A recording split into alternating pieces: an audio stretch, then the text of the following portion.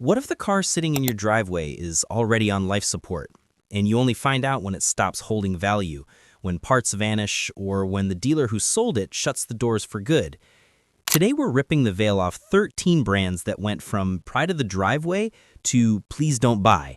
And I'll tell you straight up which ones you should avoid, which you might hold on to if you love the model, and which ones are ticking financial time bombs.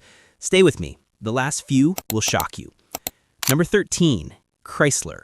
Once the soundtrack of the American minivan era, Chrysler has been shrinking until it barely fits the showroom. The Pacifica is the brand's heartbeat now, but it's not immune. Sales wobble year to year, product plans have stalled, and the Airflow EV program that was supposed to be a lifeline has been sidelined as priorities shifted. When a brand's future car gets scrapped and dealer networks thin, you don't just lose options, you lose parts, warranty support, and resale value. If you want convenience and confidence, this is one to research hard before you sign. Green Car Reports. Number 12, Pontiac. Nostalgia doesn't pay the mechanic or the insurance bill. Pontiac's glory days are cultural legend, GTOs and Trans Ams, but the brand's disappearance after 2009 still echoes. Part scarcity, stranded warranties, and big depreciation. Collector markets sometimes rescue the iconic models, but for most drivers, owning a discontinued mainstream badge often becomes a slow, expensive headache. Number 11, Fiat. Cute, quirky, and often unreliable, Fiat's U.S. presence has been faint for years. Small dealer networks plus a history of mechanical headaches means repairs take longer and cost more. If you crave personality, sure, but if your priority is dependable daily transport, Fiat's rare U.S. footprint makes it a risky bet. Number 10, Nissan.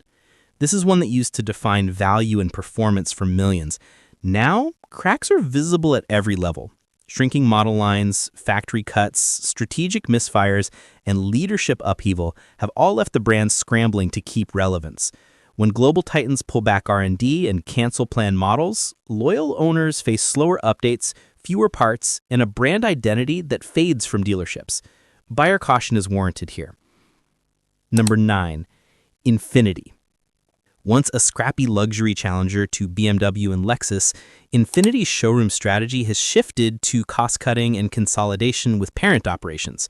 Showrooms merging with mainstream dealers may save money, but they also dilute prestige and make specialized service rare. If you love an Infiniti's driving feel, keep receipts and stash spare parts budgets. The brand's future is more boutique than mass market. Number 8, Mitsubishi. From bargain basement heroes to an afterthought, Mitsubishi has been ransacking its U.S. lineup for years. Tariff battles and shrinking inventories have turned deliveries into logistical nightmares at times, and quality scandals from the past still hunt buyer confidence. If you want low-tech, cheap-to-buy cars, Mitsubishi can still show you options, but don't expect them to hold value or lead the pack in reliability. Number 7, Suzuki. They vanished quietly from the U.S. market and focused elsewhere.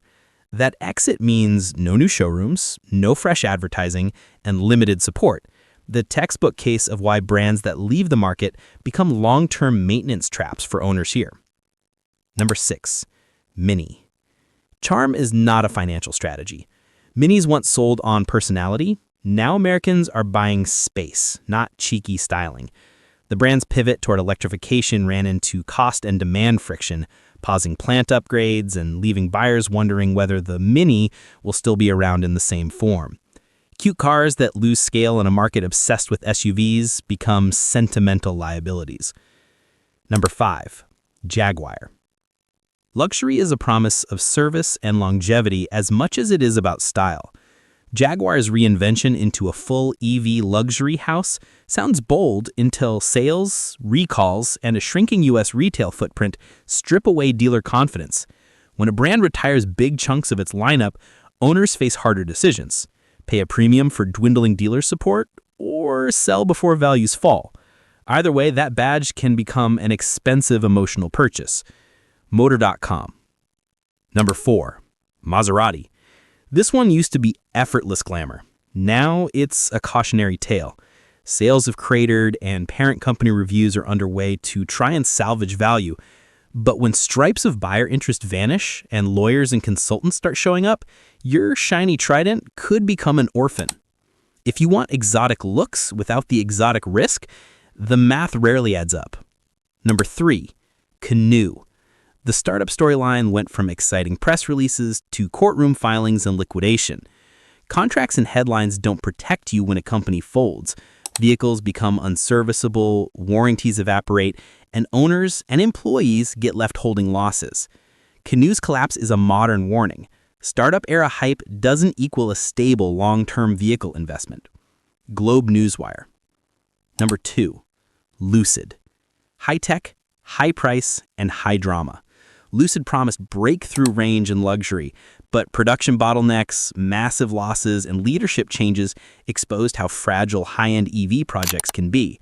When recalls and software problems creep in, plus missed production targets, the result is a luxury car that can feel unfinished and a stock that can flash red overnight. If you're thinking long-term ownership, count on heavy service reliance and unpredictable resale.